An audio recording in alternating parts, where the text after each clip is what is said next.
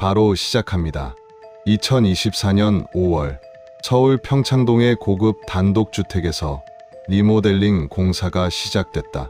10년 넘게 비어있던 집이었다. 동네 사람들은 그 집을 유령 저택이라고 불렀다. 비만 오면 어디선가 바이올린 소리가 들린다고 했다. 새 주인은 IT 사업가였다. 2층 안쪽 방을 허물어달라고 했다. 전 주인이 절대 열지 말라고 했던 방이었다. 내 딸의 추억이 깃든 곳이라고 했다. 하지만 새 주인은 무시했다. 곰팡이 냄새가 진동하는 방을 그대로 둘 수 없었다. 철거반장 김씨는 인부들에게 지시했다. 저 벽 털어내. 방음벽이라 두꺼우니까 해머 가져와. 방음벽은 생각보다 견고했다. 콘크리트 위에 차음판, 그 위에 흡음재, 또 그 위에 벽돌. 마치 요새 같았다. 인부 3명이 1시간 동안 내리쳤다. 해머로 치고 빠루로 뜯어냈다. 먼지가 뿌옇게 일었다. 오래된 흡음재에서 퀴퀴한 냄새가 났다. 그때 벽의 일부가 무너져 내렸다. 시커먼 공간이 드러났다. 소장님, 여기 공간이 있는데요. 인부 최 씨가 다급하게 불렀다. 목소리가 떨리고 있었다. 김 소장이 휴대폰 플래시를 켰다. 어두컴컴한 틈 사이를 비췄다. 차가운 공기가 훅 끼쳤다. 그리고 무언가가 보였다. 하얀색 무언가. 처음에는 마네킹인 줄 알았다. 하지만 자세히 보니 아니었다. 사람이었다. 여자였다. 하얀 드레스를 입고 있었다. 무릎을 꿇은 채 엎드려 있었다. 마치 기도를 하는 것처럼. 으악, 사람이다. 김 소장은 뒤로 자빠졌다. 인부들이 비명을 지르며 도망쳤다. 112에 신고가 들어갔다. 여기 벽 안에서 사람 나왔어요. 시신이요. 빨리 와주세요. 평창동의 고요한 주택가가 순식간에 아수라장이 됐다. 30분 뒤 종로경찰서 강력팀 박 형사가 도착했다. 강력반 22년 차 베테랑이었다. 수많은 변사체를 봤다. 하지만 이런 건 처음이었다. 벽과 벽 사이, 폭 60cm 남짓한 좁은 틈. 그곳에 한 여자가 웅크리고 앉아 있었다. 하얀 실크 연주복 드레스. 긴 검은 머리카락은 윤기가 흐를 정도로 보존되어 있었다. 피부는 밀랍 인형처럼 하얗게 굳어 있었다. 시신이 썩지 않았다. 이게 뭐야? 왜 안 썩었지? 감식반이 도착했다. 바닥을 봤다. 습기 제거용 숯과 석회가 30cm 두께로 깔려 있었다. 천장은 완벽하게 밀폐되어 있었다. 환풍구 하나 없었다. 감식반장이 중얼거렸다. 이건 매장이 아닙니다. 전시예요. 누군가 이 사람을 벽 속에 넣어두고 영원히 썩지 않길 바랐어요. 일부러 보존한 겁니다. 박 형사는 소름이 돋았다. 시신 품에서 낡은 바이올린 케이스가 나왔다. 가죽 케이스였다. 박 형사가 장갑 낀 손으로 조심스럽게 열었다. 바이올린은 없었다. 대신 악보 뭉치가 들어 있었다. 누렇게 바랜 악보. 맨 위에 적힌 이름. 서울대학교 음악대학 기악과 1학년 한지윤. 박 형사는 숨을 멈췄다. 한지윤. 그 이름을 모르는 사람은 없었다. 20년 전 대한민국 클래식계를 뒤흔들었던 천재 소녀. 19살에 서울대 음대 전체 수석 입학.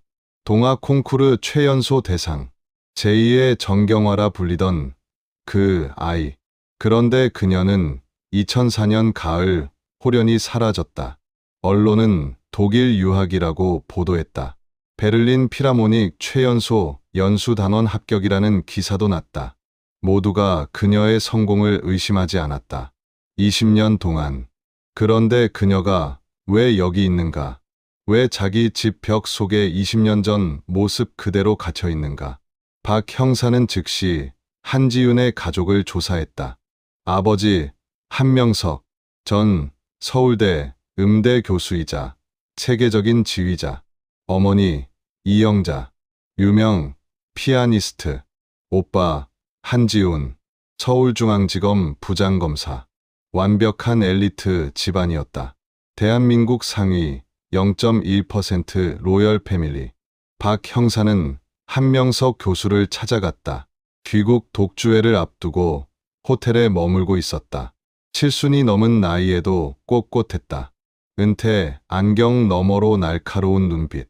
따님의 시신이 발견됐습니다. 한 교수는 커피잔을 내려놓지 않았다. 형사님 농담이 지나치시군요. 제 딸은 어제도 저와 통화했습니다. 비엔나에 있어요. 통화요? 목소리를 들으셨습니까? 아니요. 문자. 요즘 애들이 다 그렇잖습니까? 전화보다 문자를 편애하죠. 한 교수는 휴대폰을 보여줬다. 아빠, 리허설 잘하세요. 이번에 라흐마니노프죠? 기대할게요. 사랑하는 딸 지윤. 날짜는 어제였다. 박 형사는 머리가 복잡해졌다. 시신은 20년 된 미라인데 문자는 어제 왔다. 이 번호 추적해봐. 후배에게 지시했다. 결과는 충격적이었다. 해당 번호는 대포폰이 아니었다. 독일 현지 통신사에 정식 등록된 번호. 명의자는 한지윤. 위치 추적을 했다. 정말로 독일 베를린의 한 아파트에서 신호가 잡혔다. 출입국 기록도 깨끗했다. 2004년 9월 10일 프랑크푸르트로 출국. 입국 기록은 없었다. 20년째 해외 체류 중이었다. 카드 사용 내역도 매달 나왔다. 마트 서점 악기상. 20년 동안 생활 반응이 완벽했다. 반장님, 이거 미치겠습니다. 시신은 여기 있는데 독일에는 살아있는 한지윤이 또 있습니다. 도플갱어인가? 쌍둥이인가? 하지만 한지윤은 외동딸이었다. 오빠 하나뿐. 그렇다면 시신이 가짜인가 아니면 독일에 있는 여자가 가짜인가? DNA 검사를 급히 의뢰했다. 결과가 나왔다. 시신은 한지윤 본인이었다. 확실했다. 그렇다면 2004년에 출국한 여자는 누구란 말인가? 박 형사는 2004년으로 돌아가야 했다. 한지윤이 사라진 그 시점. 서울대, 음대를 찾아갔다. 당시 동기들을 만났다. 지윤이요? 당연히 기억나죠. 질투의 대상이었어요. 예쁘지, 집안 좋지, 실력은 괴물이지. 교수님들도 지윤이한테만 쩔쩔맸어요. 유학 간다고 했을 때 어땠어요? 좀 뜬금없었어요. 그때 지윤이 슬럼프였거든요. 슬럼프? 네. 1학년 1학기 실기 시험 망쳤어요. 손을 떨더라고요. 무대 공포증인가 싶었는데 좀 심했어요. 팔을 놓칠 정도였으니까. 연주 도중에 갑자기 웃더라고요. 실성한 사람처럼. 그러고 뛰쳐나갔어요. 그게 마지막이에요. 학교에서 본 건 박 형사는 귀가 솔깃했다. 천재 소녀에게 찾아온 슬럼프. 그리고 소문이 있었어요. 무슨 소문? 임신설이요. 배가 좀 불러 보였거든요. 그래서 도피 유학 가는 거라는 말이 돌았어요. 박 형사는 한지윤의 의료 기록을 뒤졌다. 2004년 6월부터 신경정신과 진료 기록이 있었다. 진단명은 불안장애, 공황장애, 그리고 조현병 의증. 약물 처방 내역도 있었다. 고용량의 신경안정제와 수면제. 천재 소녀는 속에서부터 무너져 내리고 있었다. 완벽주의자, 아버지의 압박, 실패를 용납하지 않는 집안 분위기. 그런데 의료 기록 마지막 페이지에 이상한 메모가 있었다. 정신과 의사의 상담 일지였다. 환자는 지속적으로 손가락에 대한 강박을 호소함. 누군가 자신의 손가락을 자르려 한다는 망상. 특히 아버지가 가위를 들고 쫓아온다며 공포의 덤. 아버지가 손가락을 자른다. 단순한 망상이었을까? 박 형사는 국과수에 달려갔다. 손가락 좀 자세히 봐주세요. 부검이가 시신의 왼손을 들어 올렸다. 말라 비틀어진 손. 하지만 뼈는 거짓말을 하지 않는다. 여기 보세요, 형사님. 약지와 소지. 바이올린 현을 짚는 가장 중요한 손가락이죠. 중수골이 완전히 으스러져 있습니다. 분쇄골절이에요. 언제 다친 겁니까? 사망 시점과 거의 비슷합니다. 골진이 나오지 않았어요. 손가락이 부러지고 나서 몇 시간 안에 사망했다는 뜻입니다. 박 형사는 소름이 돋았다. 손가락이 부서진 바이올리니스트. 연주 생명이 끝난 천재. 그것은 아버지에게는 딸의 사망 선고나 다름없었을 것이다. 그때 독일 인터폴에서 긴급 연락이 왔다. 베를린 아파트를 급습했습니다. 한지윤은 없었습니다. 동양인 여자 한 명이 살고 있었는데 한지윤이 아닙니다. 이지민이라는 여성입니다. 이지민, 박 형사는 가족관계 등록부를 뒤졌다. 이지민, 한명석의 조카, 한지윤의 사촌 여동생. 2004년 당시 지방 음대를 다니던 별 볼 일 없던 바이올린 전공생. 체격이 한지윤과 비슷했다. 박 형사는 즉시 이지민을 국내로 송환했다. 공항에 도착한 그녀는 40대 중반의 평범한 주부가 되어 있었다.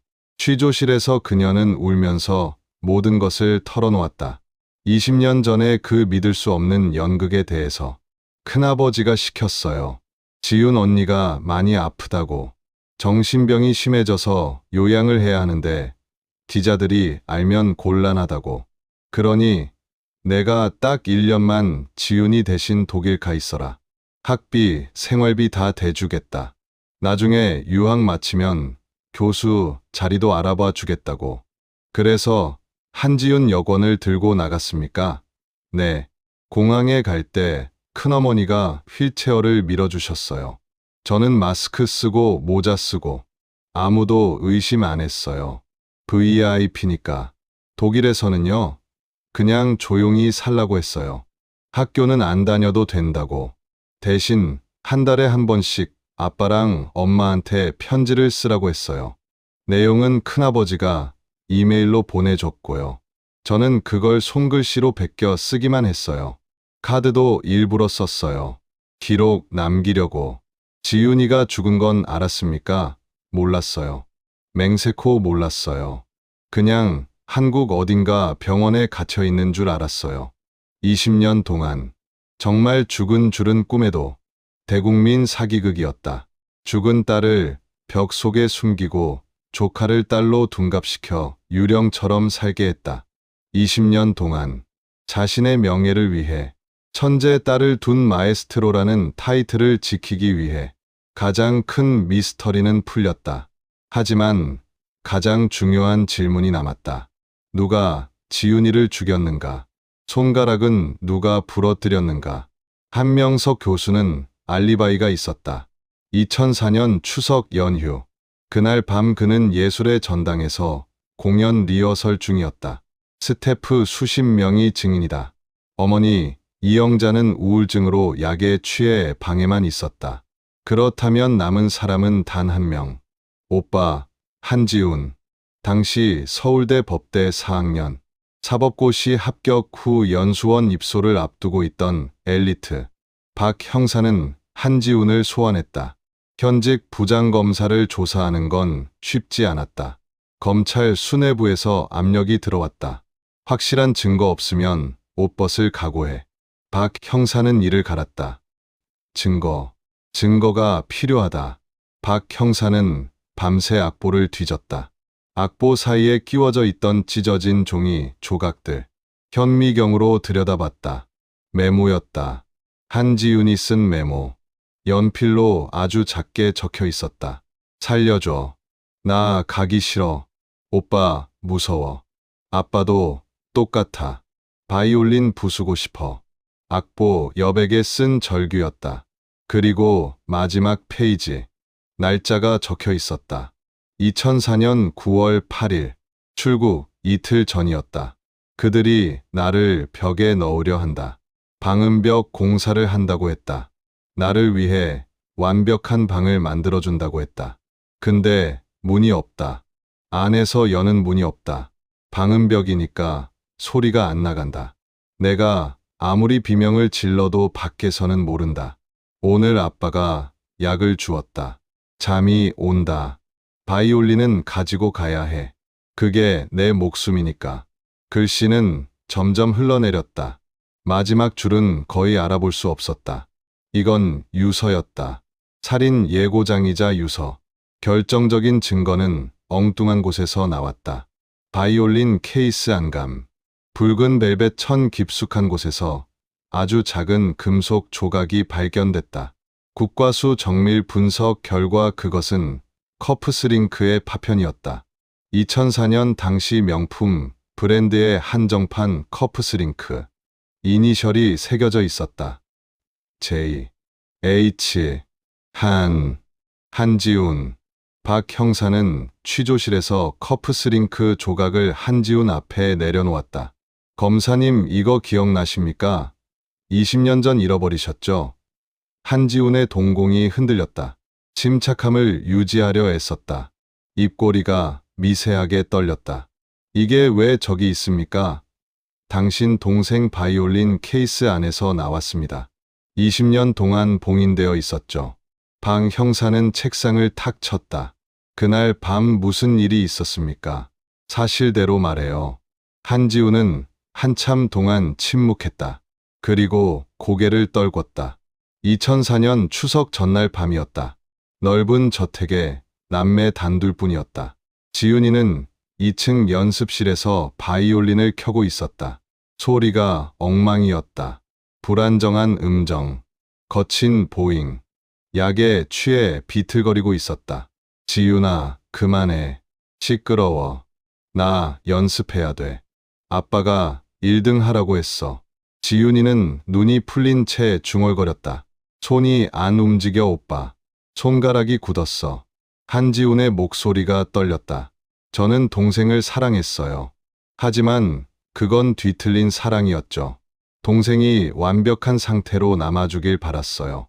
그런데 동생은 망가져 있었어요. 침을 흘리고 헛소리를 하고, 오빠, 나 좀 살려줘. 나 여기서 나가게 해줘. 지훈이가 제 바짓가랑이를 잡고 매달렸어요. 전 그 모습이 견딜 수 없었어요. 서울대 수석 입학생이 이런 추한 모습을 보이는 게, 이거나 더러워. 제가 지훈이를 뿌리쳤어요. 지훈이가 쓰러지면서 바이올린 위로 넘어졌어요. 비명과 함께 우지끈 소리가 났다. 바이올린 넥이 부러졌다. 그리고 지훈이의 왼손 손가락도 함께 꺾였다. 기괴하게 꺾인 손가락. 내 손이. 지훈이가 고통에 몸부림쳤다. 한지훈은 그 순간을 생각했다. 끝났다. 바이올리니스트로서의 생명이 끝났다. 아버지가 알면 우린 다 죽는다. 이 집안은 실패를 용납하지 않는다. 한지훈은 주위를 둘러봤다. 방음벽 공사를 위해 쌓아둔 벽돌과 시멘트 포대가 보였다. 그리고 그의 눈에 광기가 서렸다. 감추자. 실패작은 폐기 처분해야 한다. 완벽한 상태로 박제하자. 오빠, 아파. 병원. 지훈이가 기어왔다. 한지훈은 바닥에 있던 벽돌을 집어들었다. 그리고 한지훈이 말을 멈췄다. 손이 계속 떨렸다. 이마에 땀이 맺혔다. 턱이 덜덜 떨렸다. 박 형사는 기다렸다. 시간이 흘렀다. 그 다음은요. 쓰러진 동생을 안아 올렸어요. 벽과 벽 사이 그 좁은 틈으로 밀어 넣었어요. 잠옷을 벗기고 가장 예뻤던 연주의 드레스를 입혔어요. 머리를 빗겨주고 부러진 손가락을 모아 쥐게 했어요. 마치 기도하는 소녀처럼. 그리고 벽돌을 쌓기 시작했어요. 한 장, 두 장. 시멘트를 바르고 다시 벽돌을 올리고 동생의 얼굴이 점점 어둠 속으로 사라졌어요.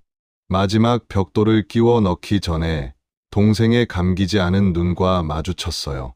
잘 자, 지훈아. 넌 거기서 영원히 내 완벽한 여동생이야. 밀폐가 끝났어요.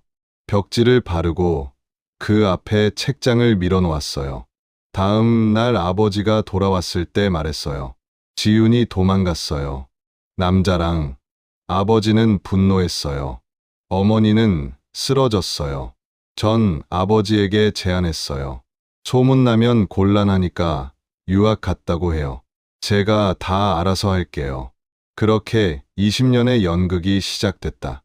한지훈의 자백으로 사건은 종결됐다. 한명석 교수는 참고인으로 조사를 받았다. 그는 정말 몰랐을까? 아니면 알면서도 모른 척했을까? 마지막 조사에서 한 교수는 이렇게 말했다. 가끔 그 방에서 소리가 들렸네. 바이올린 튜닝하는 소리. 찡, 찡. 나는 그게 환청인 줄 알았어.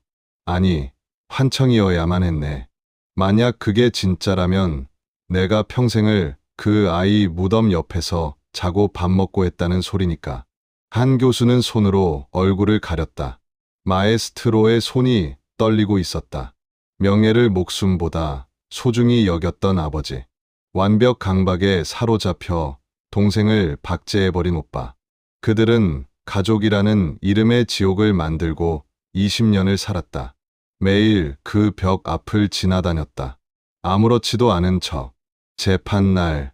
법정은 사람들로 가득 찼다. 방청객 200명이 넘었다. 카메라가 여러 돌아갔다. 한지훈이 수의를 입고 들어왔다. 수갑을 차고 있었다.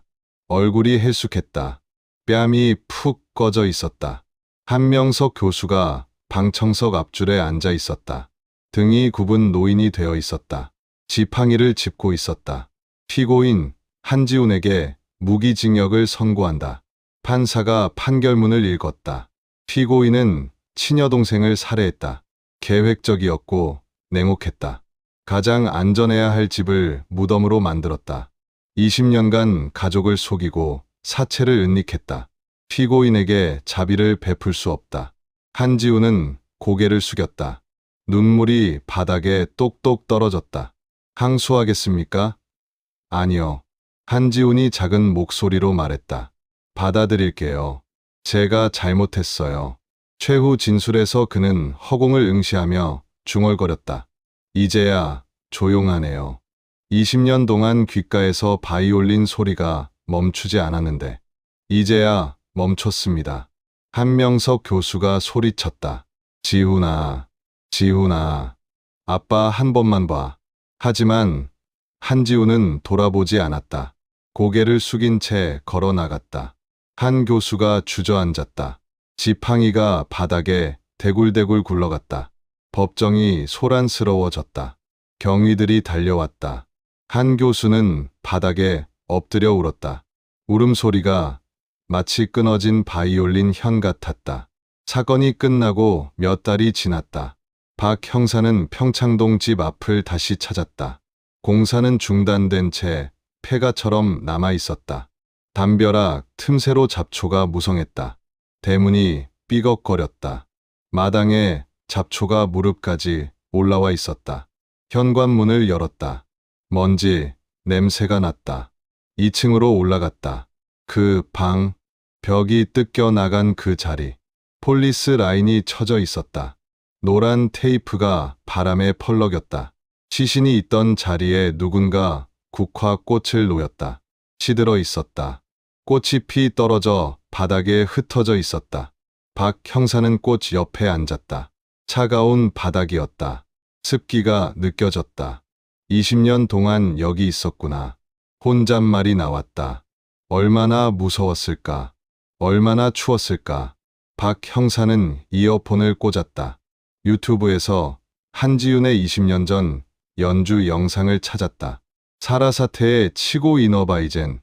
앳된 얼굴의 소녀가 눈을 감고 열정적으로 현을 켜고 있었다. 그 손가락. 부러지기 전에 가늘고 긴 그 손가락이 현 위를 춤추듯 날아다녔다. 댓글에는 뒤늦은 추모의 물결이었다. 이 천재를 우리가 잊고 살았네요. 벽 속에서 얼마나 추웠을까. 다음 생에는 바이올린 말고 그냥 행복한 아이로 태어나길. 박 형사는 주머니에서 캔커피를 꺼냈다. 바닥에 놓았다. 늦어서 미안하다. 이제 그 좁은 벽에서 나와서 넓은 세상을 날아다니렴. 벽에 뭔가가 보였다. 연필로 쓴 것 같았다. 아주 오래된 글씨. 지윤아, 언니가 바이올린 가르쳐 줄게. 어린아이 글씨였다. 20년도 더 전 글씨. 사촌 언니가 쓴 건지 친구가 쓴 건지 모를 글씨. 박 형사는 가슴이 아팠다. 이 아이에게도 행복한 시절이 있었겠지. 바이올린이 짐이 아니라 장난감이었던 시절. 아버지의 기대가 사랑이었던 시절. 오빠의 관심이 따뜻했던 시절. 그걸 누가 망가뜨렸을까? 천재라는 이름이었을까? 완벽이라는 감옥이었을까? 박 형사는 집을 나왔다. 햇빛이 눈부셨다. 눈을 찡그렸다.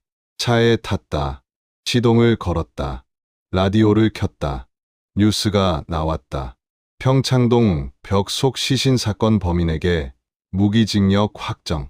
현재 복역 중. 박 형사는 라디오를 껐다. 조용했다. 신호등이 빨갛게 바뀌었다.